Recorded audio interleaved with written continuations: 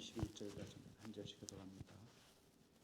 스불론은 해변에 거주하리니 그곳은 뱀에는 해변이라 그의 경계가 시돈까지로다.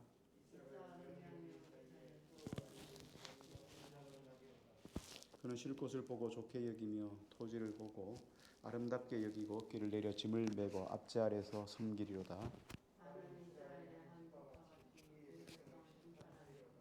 다는 길섭의 뱀이요 새길의 독사로다. 말국을 물어서 그 탄자를 뒤로 떨어지게 하리로다. 갓은 군대의 추격을 받으나 도리어 그들을 추격하리로다.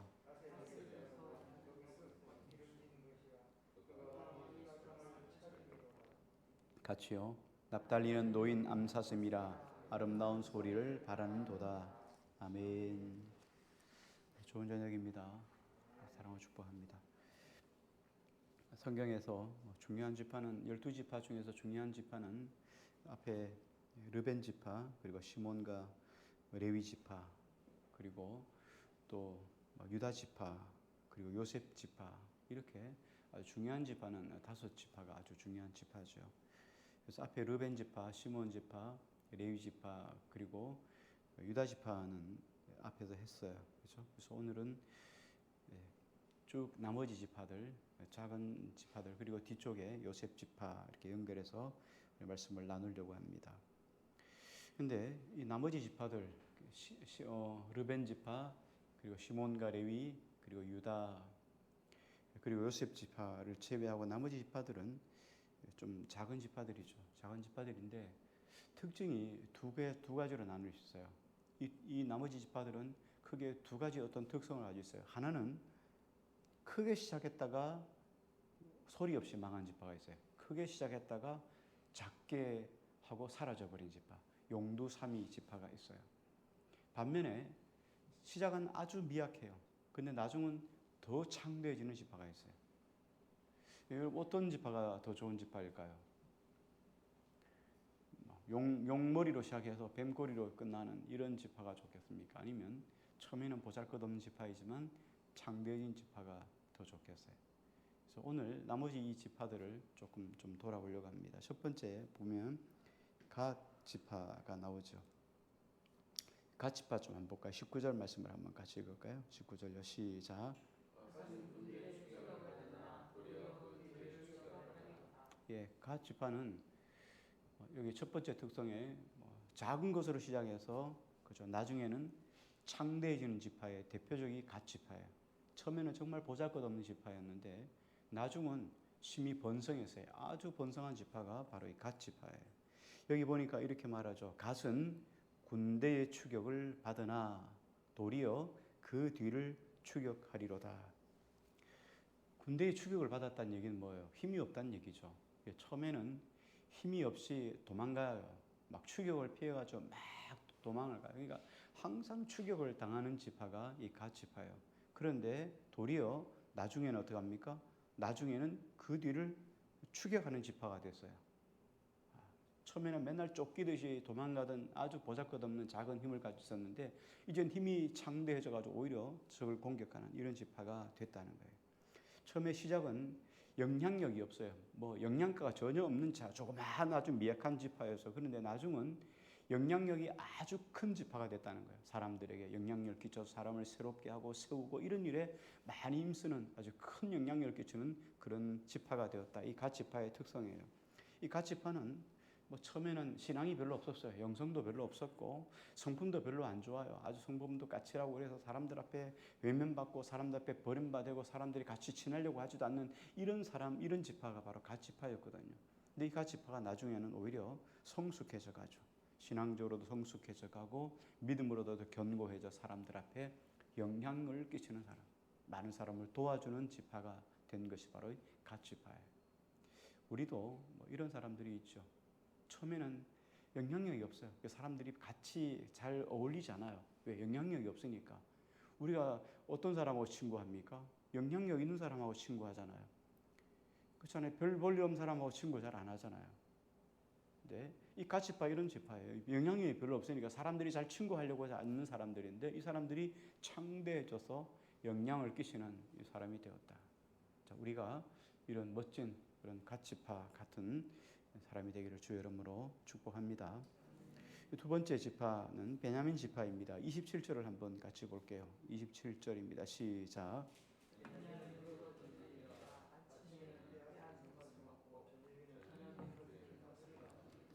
네, 이 베냐민 지파도 시작은 아주 미약했지만 나중은 심히 창대해진 지파가 바로 이 베냐민 지파예요. 여기 보니까 베냐민은 물어뜯는 일이다 그래서요. 뭐 일이 늑대 뭐 같은 비슷한 과죠.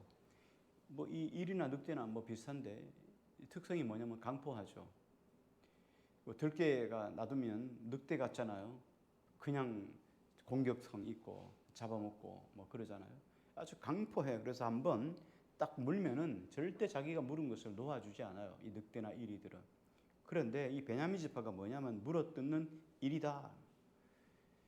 그냥 아주 집요하게 자기가 원하는 것을 꽉 잡고는 절대 내어주지 않는 이런 지파가 바로 베냐민 지파였어요. 다시 말하면 자기밖에 몰라요. 자기밖에 모르고 남은 전혀 생각하지 않는 사람들이에요. 이게 베냐민 사람들의 특성이에요. 자기밖에 모르고 남을 생각지도 않습니다. 그러니까 모든 것들을 다 항상 자기 중심으로 생각해. 자기가 좋으면 다 좋은 거고 자기가 싫으면 안 좋은 거예요. 그래서 자기 기분에 따라서 모든 것들을 좌지우지하려고 하는 지파가 이 베냐민 지파였어요. 이 베냐민 지파는 보면 실상은 뭐 약하지도 않아요. 그렇다고 해서 부족한 지파도 아니고 이 유다 지파 바로 옆에 있었어요.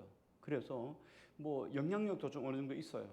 그런데도 불구하고 항상 자기 중심이에요. 항상 모자르듯이 남의 것을 뺏어서 먹고 자기 것은 절대로 빼앗기지 않아요. 남의 것으로 배를 불리고 하고 남의 것을 빼앗아 오고 자기 거는 절대로 내놓지 않는 이런 지파에 꽉 잡고는 자기 건 절대로 내주지 않죠. 이 베냐민 지파의 특성이에요.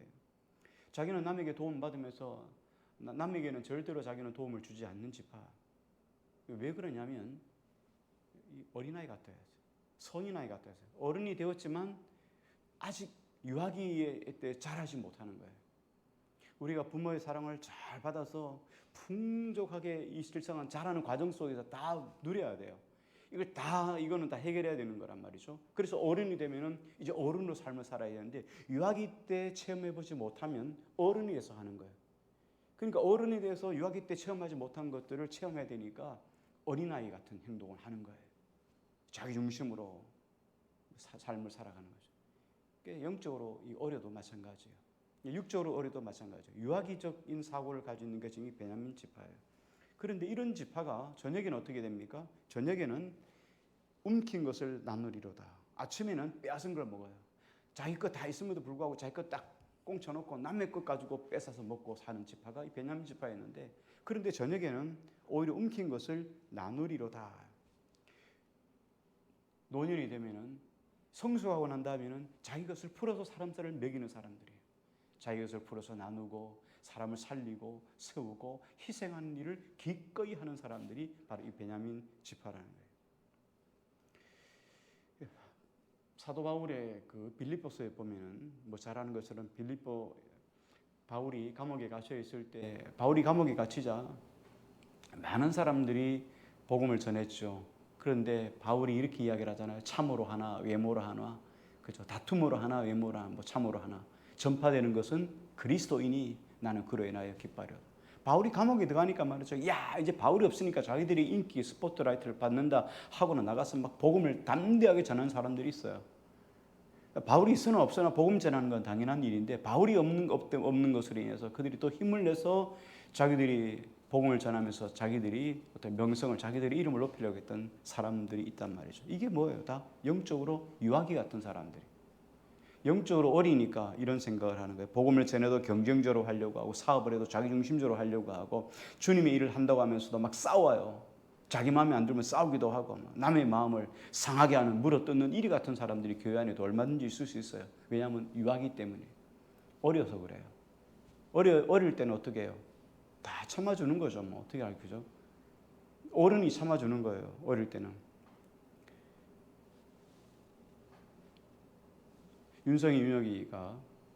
윤혁이는 기저귀 차고 교회를 나왔잖아요. 막 시끄러웠죠. 시끄러웠어요. 그런데 지나니까 지금은 어때요? 지금은 뭐 다양하죠. 같이 예배를 드려도 뭐 있는지 없는지 하잖아요. 잘 드려요. 잘 참고. 아이들 때는 참아주는 거잖아요. 영적으로도 마찬가지예요. 영적으로도 유아기 때는 막 공격하고 서로 싸우고 자기중심으로 하려고 하는 거 다 참아주는 거예요. 영적으로 성숙한 사람이 참아주는 거예요. 왜? 가정이니까. 애들도 어릴 때 뭐 똥 싸고 오줌 싸고 뭐 어지러워 다 하잖아요. 근데 그 과정을 거쳐야 어른이 되잖아요. 그렇다고 그 애들 때 뭐 어질렀다고 때리겠어요? 뭐 어질렀다고 똥 싼다고 때리겠어요? 그죠? 그런다 안 싸는 건 아니잖아요. 과정이 있죠, 과정. 복음 전하면서도 이런 사람들이 얼마든지 있다는 거예요. 왜 그러냐면 영적으로 어리기 때문인데, 영적으로 철이 들면은 오히려 이런 사람들이 신앙생활에 불이 붙으면 더 열심으로 섬기는 사람들이 많아요. 더 남을 위해서 희생하고 헌신한 이런 사람들로 바뀌는 거예요. 예수님의 제자 중에 뭐 요한도 그렇죠. 요한이랬죠. 요한의 별명이 보아너게 우레의 아들 있어요. 그렇죠. 예수님이 함께 복음을 전하러 뭐 이렇게 이곳저곳 마을을 다니잖아요. 근데 어떤 동네에 들어갔더니 예수님을 영접하지 않았어요. 그렇죠. 그래서 예수님이 먼지도 털면서 밖으로 나오잖아요. 그때 제자 중에 요한이 이렇게 말하죠. 하늘을 명하여 번개를 내려서 이 아주 마을을 아주 쑥대밭으로 멸망시키자고. 이거 쉽지 않잖아요. 여러분 말 안 듣는다고, 뭐 복음 전한 예수님 잘 안 믿는다고, 안 받아들인다고 저주받을 자다 이렇게 하지 않잖아요. 그러니까 요한이 얼마나 성질 급한 사람이었어요. 그러니까 우리의 아들이라고 할 정도였죠. 뿐만 아니라 뭐 마가복음에도 이제 나옵니다만은 복음을 전하면서 그렇죠. 예수님 그 복음을 전하는데 그 복음 전할 때 예수님의 이름으로 복음을 전하는 제자들이 있었어요. 제자들 말고 예수님을 따라다니진 않았어요. 근데 예수님의 이름으로 하나님 나라를 증거하고 하나님을 증거했던 사람들이 있었어요. 그러니까 요한이 뭐라고 말합니까? 예수님, 내가 저들에게 가서 예수님 팔아먹지 말라 이렇게 이야기를 하고 왔어요. 내가 왜 예수님 팔아먹으면서 너희 따라오지도 않으면서 왜 예수님 이름으로 복음을 전하느냐? 그래서 전하지 말라고 그랬어요. 그랬더니 예수님이 이렇게 말씀하죠. 우리를 반대하지 않는 자는 우리가 같은 편이다. 그렇죠. 나를 반대하지 않는다. 예수님을 반대하지 않는 자는 하나님 나라 편이라는 거예요. 그러니까 그들을 방해하지 말라. 그러니까 이런 일에 대해서 아주 민감하고 성질급했던 사람이 요한입니다. 그런데 이 요한이 나중에 요한복음도 썼지만 요한 1서, 2서, 3서 다 쓰잖아요. 그리고 요한계시록까지 쓰잖아요. 요한이 뭐라 말합니까? 우리가 서로 형제들아 우리가 서로 사랑하자. 사랑은 우리에게서 난 것이 아니고 하나님께서 난 것이. 그렇죠? 우리가 하나님을 알면 그렇죠? 하나님을 사랑하자. 이는 하나님은 사랑이십니다. 우리가 형제들아 우리가 서로 사랑하자. 이 바울이 그 노년의 말이죠. 머리가 희끗희끗한 노년의 노인네가 젊은 목사 안에서 갑받고 여러분 사랑해야 됩니다. 우리 서로 사랑합시다. 이런 말은 뭐 사랑 중요한 말 맞죠. 맞는 말이긴 한데 잘 뭔가 좀 언밸런스잖아요. 뭐 그렇죠. 사랑을 위해서 얼만큼 희생하고 얼마나 삶을 살았겠어요. 그런 거 하고 희끗희끗 이제 거의 이제 은퇴하고 그죠. 80, 90 다 되어서 이제 죽을 날이 가까운 이런 머리가 희끗한 분이 강단에 서가지고 어쩌다 한번 이렇게 강단에 서는데 강단에서 여러분 서로 사랑합시다. 서로 사랑합시다. 이렇게 말하면 그 인생의 삶을 이야기하는 거잖아요. 얼마나 영향력이 있겠어요. 근데 이 요한이 그런 이야기를 하는 거죠. 우리가 서로 사랑하자. 이런 요한이 그래요. 처음에는 어떻게 하면 움켜잡은 사람이에요. 그런데 나중에는 자기의 생명을 내주죠. 요한은 끝까지 계시록을 쓰죠. 그리고 주님 앞에 고난받으면서 마지막까지 죽습니다. 어떤 의미에서는 이 사도 요한이 제일 늦게 죽어요. 제일 늦게 죽었다는 얘기는 오래 장수했다는 얘기 아니라 제일 많이 고난을 받았다는 얘기죠. 제일 많이 밤모섬에 끌려가서 거기 채석장이에요. 그 무거운 돌을 노인네가 깨야 되고 옮겨야 되고 뭐 밥이나 제대로 줬겠어요? 그러니까 그 하루 자기 생명을 어떻게 자기가 스스로 죽지 못하니까 그 빨리 천국 가고 싶은 그런 마음이 있었겠죠. 그 간절한 마음으로 있을 때 하나님이 그에게 장차 이루어질 그 계시록을 보여주지 않습니까? 마가도 마찬가지죠. 마가도 바울과 바나바가 안디옥 교회에서 전도의 선교사로 파송을 했어요. 전도여행 1차 전도여행에 마가를 데려가자. 그래서 조카인 바나바의 조카인 마가를 데려가죠. 그런데 1차 전도여행에 선교지에 가가지고 그만 돌아와요. 말도 없이 돌아와요. 3명이 사역을 해야 될 일에 한 사람이 말도 없이 선교지를 이게 빠져나갔다, 이탈했다. 이거는 다시는 선교에 낄 수 없는 일이거든요. 이 말도 없이 마가가 갔어요. 철이 없어서, 어린아이라서. 뭐 여러 가지 어려웠겠죠. 뭐 긴 여행에 뭐 선교에 대한 어떤 열정 가지고 시작했는데 가보니까 지치고 힘들고 어렵고 고생이죠. 선교지 가면 고생이에요. 선교하러 가는 건 고생이에요. 우린 뭐 우아하게 가가지고 밥 잘 먹고 우아하게 오는데 실상 선교지 선교 나가면 고생이에요. 있는 거 없는 거 다 주고 와야 되고 열악한 환경 속에서 먹어야 되고 힘들죠. 이 마가 가니까 그래서 도망쳐 나와요. 그래 그다음 2차 전도 여행 때 바울과 바나바가 싸우잖아요. 이 마가 때문에 대판 싸웁니다. 한 번도 선교사들이 싸우는 걸 못 봤는데 엄청나게 대판 싸워서 둘이 갈라지잖아요. 그래서 바울은 실라를 데려가고 바나바는 다시 마가를 데려가죠.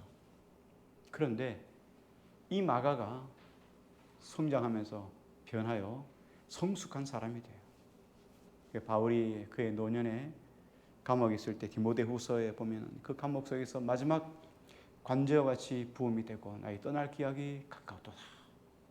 그 추구하는 바울이, 죽음을 앞둔 바울이 그 마가를 디모데에게 편지를 쓰면서 마가를 데리고 오라.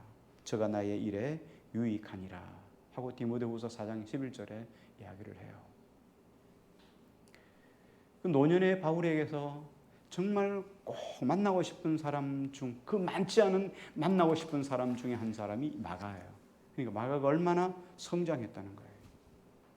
그렇죠? 그래서 우리가 영적으로 유아기 때는 뭐 싸울 수도 있고 자기중심일 수도 있고 뭐 독산조를 할 수도 있고 자기 것만 가지고 강조할 수도 있고 해요. 그러나 신앙이 성장하면 성숙할수록 사람들을 더 많이 이렇게 용납하게 되죠. 그렇죠? 우리가 신앙이 아니어도 나이를 먹어도 나이값을 하잖아요. 나이를 먹는다는 것 자체도 그만큼 여유가 있어지는 거잖아요.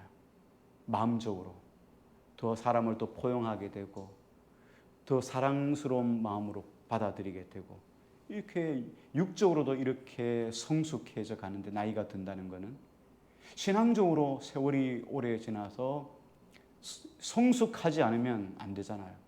생명 안에 있으면 다 자라는 거잖아요. 나무도 생명이 있으면 다 자라요. 크고 자라고 뿌리를 깊이 내리고 생명이 없으면 모양만 그렇지 죽는 거예요. 그래서 생명이 있으면 다 자라기 때문에 영적으로 성장해야 돼요. 그래서 더 많은 것들을 품고 이런 영적인 거장들, 영적인 거인들이 하나님의 교회에 많아야 돼요. 이게 교회의 연조예요. 이게 교회의 경륜이에요. 다 맨날 똑같은 사람들이 모여 치고받고 이러면은 교회가 아니죠. 그래서 교회는 오랜 신앙의 사람들이 그래 해봐 뭐 해보자 뭐 해봐 밀어줄게 해봐 기도해줄게 해봐 이렇게 서로 격려하고 위로하는 성숙한 사람들이 있는 게 이게 오늘 여기처럼 이 지파의 특성이죠. 그렇죠? 그래서 오늘 두 번째 지파는 그렇죠? 베냐민 지파. 처음 움켜잡았지만 나누어 주시는, 처음은 미약했지만 나중은 창대하는 지파의 특성이었습니다. 한 군데만 더 할게요. 이제 단 지파까지 한번 해봅니다. 16절 17절 말씀 한번 같이 볼까요? 16절 17절 같이 읽을게요. 시작.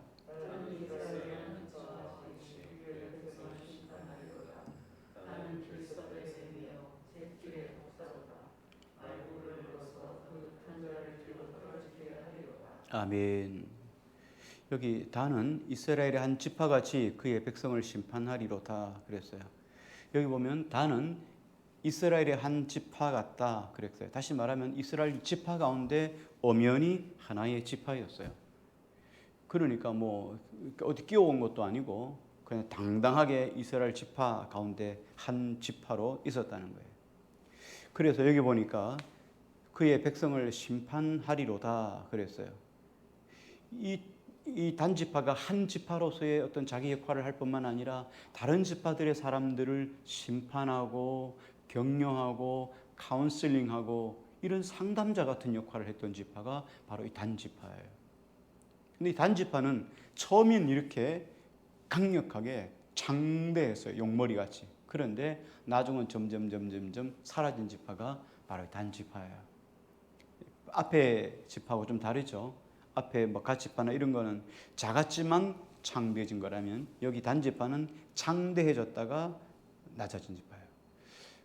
다른 지파에 비해서 상당히 이런 역할들을 많이 했어요. 사사같이 심판하고 판관같이 사람들의 일을 옳고 그름 성경적이도 하나님 말씀에 벗어난 것에 대해서 바로 가르쳐주고 바른 길을 제시해주는 이런 좋은 지파였어요. 이게 단지파가 얼마나 유능하고 지혜로운 지파였냐면 다른 지파의 일들을 다 돌아봐주는 지파였으니까 이 지파는 자기들이 다른 지파들의 삶을 판단해 줄 수 있으려면 어떻게 해야 돼요? 내가 바로 살아야 하잖아요. 그러니까 유독 이스라엘의 이 12지파 중에서 유독 타락하지 않은 지파가 바로 이 단지파였어요. 타락하지 않았어요. 사람들 앞에 존경받으니까 그렇잖아요. 신앙으로 잘 살아가는 사람한테는 카운슬링 하잖아요. 이럴 때는 어떻게 해야 돼요? 이렇게 하잖아요. 근데 자기 보기에도 제대로 못 살면 어떻게 해요? 이렇게 하면 이럴 때는 어떻게 해야 돼요? 물어봐요? 안 물어보죠.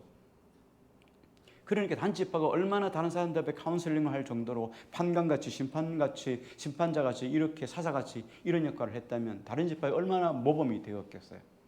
대단한 지파였죠.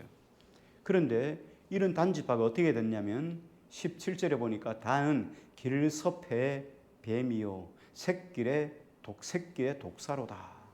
말국을 물어서 그 탄자를 뒤로 떨어지게 하리로다 이렇게 말했어요. 길의 뱀이에요. 샛길의 독사예요. 뭐 숲에 들어갔다 뱀에 물렸다 이러면 누구 잘못이에요? 뱀 잘못 아니죠. 뱀은 원래 숲에 있으니까 들어간 사람 잘못이잖아요. 길에서 독사를 만났으니까 뜻밖의 재앙이래요. 그런데 이 사람은 여기 보니까 길에서 재앙을 만난 거예요. 그리고 여기 보니까 샛길의 독사로다 그러잖아요. 샛길은 어떻습니까? 길이 어떤 길은 이렇게 빙 돌아가잖아요. 근데 어떤 길은 이렇게 빨리 가는 지름길이 샛길이잖아요. 이 빠른 길이라고 생각해서 이 길을 들어갔는데 이 길에서 뭘 만났냐면 독사를 만났다는 거예요.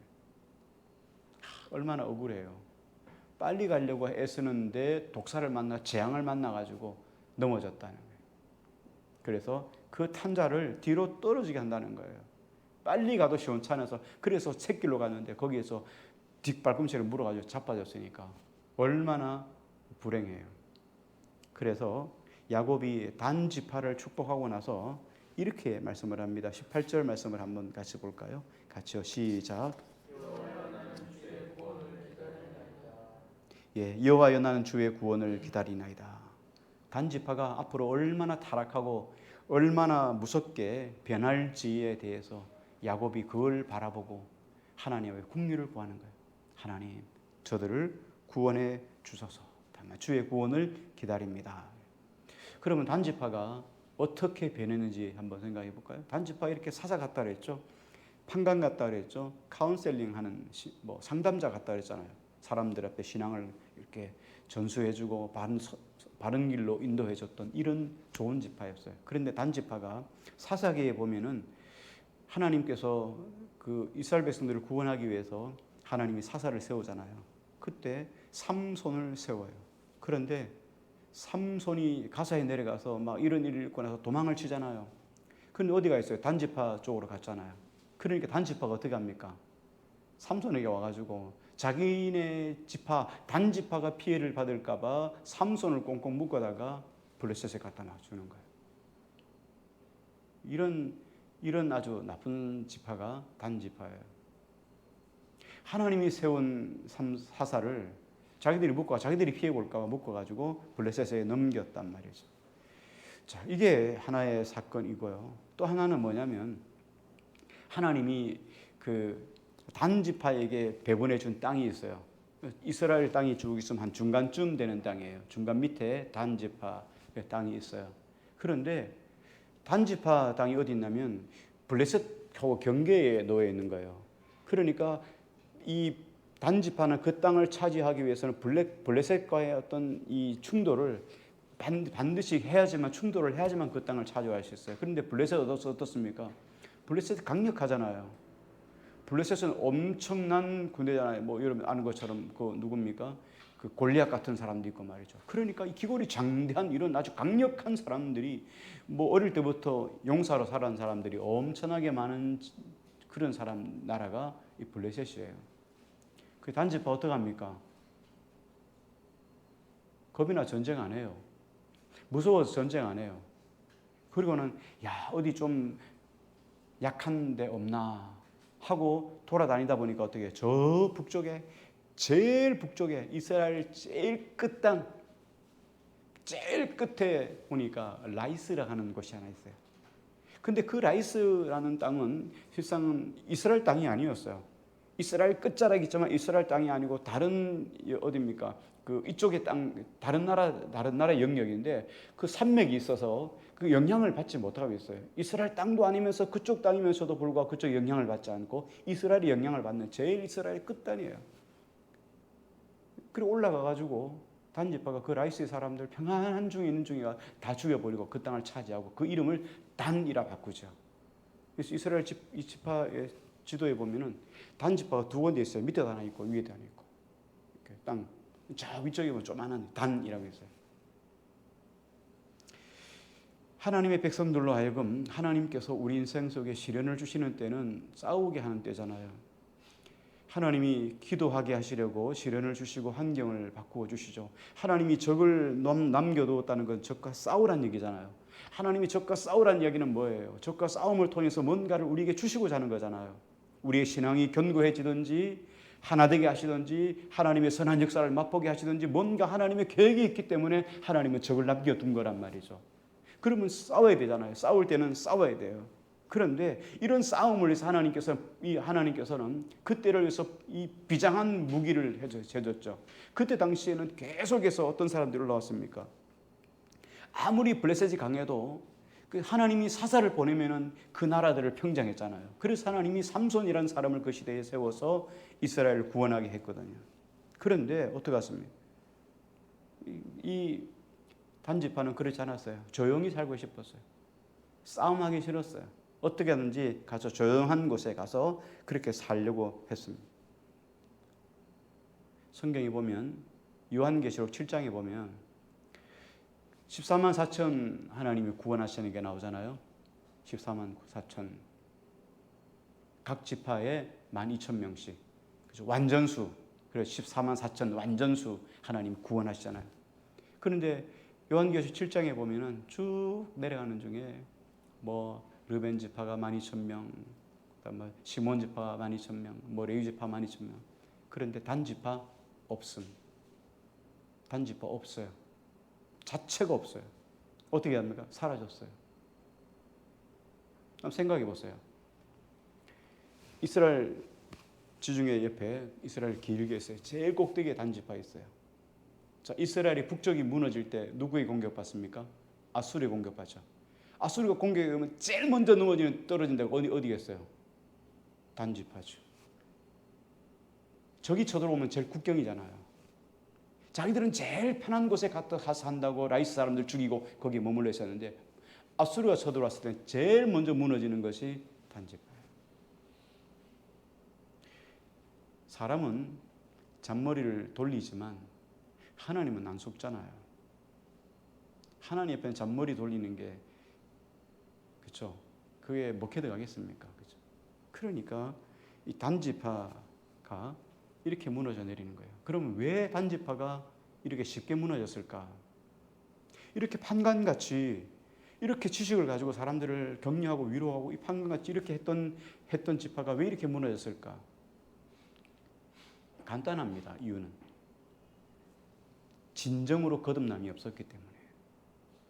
바른 거듭남이 없었기 때문에 그냥 교회에 들어와서 거듭남이 없이 교회 안에서 생활하니까 자신이 그냥 거듭난 신자인 것처럼 그렇게 삶을 살았어요. 그러니까 성경이 오래 시간 지나면 성경의 지식이 다 알게 되죠. 성경의 지식을 갖게 되니까 성경 교사도 할 수 있습니다. 뭐 이건 어린이 주일학교 교사도 할 수 있고, 그래서 사람들 앞에 성경 지식을 잘 이야기할 수도 있어요. 그런데 어떡합니까? 중요한 문제가 있죠. 이런 사람들의 특징이 뭐냐면 자기 힘으로 신앙생활을 하려고 그래요. 자기 힘으로. 자기 혼자 기도하죠. 자기 혼자 성경 보고, 자기 혼자 예배 드리고, 자기 혼자 신앙생활을 주로 많이 해요. 그런데 이런 사람들의 특징은 뭐냐면 환경이 급격하게 바뀌면은 신앙을 지키지 못한다는 거예요. 이번에 한국 교회가 코로나 때문에 거의 비대면 예배로 큰 교회들이 많이 바뀌었잖아요. 비대면 예배니까 가정에서 예배 드리는 거예요. 처음에 한두 번은 다 드리죠. 저희 식구에도 비대면 예배 드린 분들이 자기 가족 중에 많아가지고 처음에는 다 양복 입고 다 앉아가지고 예배 드리는 거예요. 한 달도 안 돼가지고 다 무너져요. 파자마 바람으로 일어나가지고 추리닝 입고 그냥 소파에 누워가지고 드리는 거예요. 드리는 건지 보는 건지 텔레비 보듯이 그냥 그렇게 지내는 거예요. 코로나 때문에 한국교회 성도 한 사람 한 사람 실체가 다 드러났죠. 신앙은 혼자 신앙생활 하면요, 절대로 못 이겨요. 우린 그래 죄성을 가지고 있기 때문에 서면 앉고 싶고 앉으면 눕고 싶고 누우면 자고 싶고 이게 우리의 본성이에요. 항상 우리는 악화 쪽으로 가지 양화 쪽으로 가는 것이 절대로 아니에요. 우리 신앙은 갈수록 나빠지지 좋아지지 않아요. 좋아지는 것은 하나님의 은혜예요. 하나님의 국률이에요. 하나님이 붙잡아 주셔야 돼요. 그래서 신앙생활을 같이 하는 거예요. 같이 해야 안 넘어져요. 메타세콰이어 나무가 크잖아요. 엄청나게 크잖아요. 큰 거는 100m씩 이렇게 올라가는데, 이렇게 나무가 올라가면 바람이 불면 다 쓰러질 거 아니에요. 그렇죠? 안 그러면 뿌리를 깊이 내려야 하잖아요. 깊이를 뿌리는 위로 100m 자라려면 밑으로 얼마나 자라야 되겠어요? 최소 50m, 100m 내려가야 안 흔들릴 거 아니겠어요? 그런데 뿌리가 실상은 몇 미터밖에 안 된대요. 그런데도 바람이 불어도 안 넘어지는 이유가 옆으로 뿌리를 내린대, 옆으로. 그러니까 옆에 나무 같이 이렇게 맞대 있는 거예요. 그러니까 밑으로 다 붙어 있는 거죠. 이 전체가 바람에 날리진 않잖아요. 같이 옆에 힘을 위해서 같이 안 넘어지는 거예요. 믿음은 혼자 셌다고, 믿음이 좋다고 안 넘어지는 거 아니에요. 이 단지파도 마찬가지예요. 자기 혼자 힘으로 신앙생활을 한다고 떨어져 있으니까 한순간에 무너지게 되는 거죠. 수십 년 믿은 신앙이 한순간에 무너지는 게 단지파예요. 그래서 믿음은 항상 같이 가야 돼요. 하나는 천, 둘은 만, 세 겹줄은 끊어지지 않는다 하신 것처럼. 그래서 신앙생활은 함께 같이 신앙생활을 하는 거예요. 함께 연결돼서. 단지파는 그래서 심히 창대했지만 나중은 사라져버렸어요. 이게 단지파의 모습이죠. 오늘 여기까지만 하겠습니다. 같이 우리 한번 기도했으면 좋겠습니다.